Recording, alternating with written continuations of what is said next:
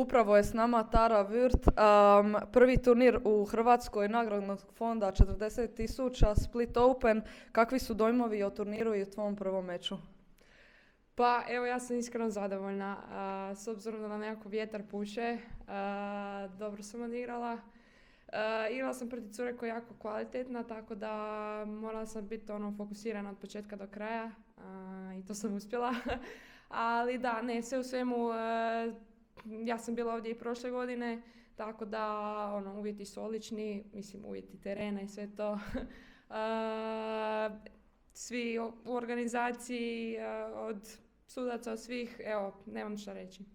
Odlično. Jučer si također s partnericom Nikom Radišić pobjedila prvo kolo parova. Čestitamo na tome. Koliko je zapravo bilo teško igrati po ovim vremenskim uvjetima?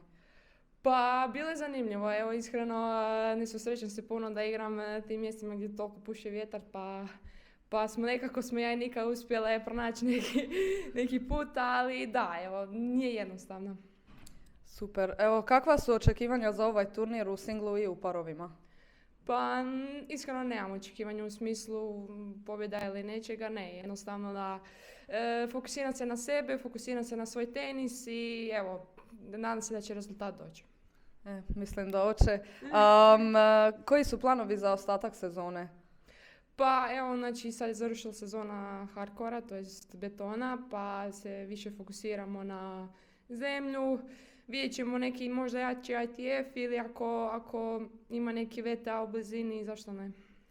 Ništa, želimo ti još puno sreće za ostatak turnira i za ostatak sezone. Hvala.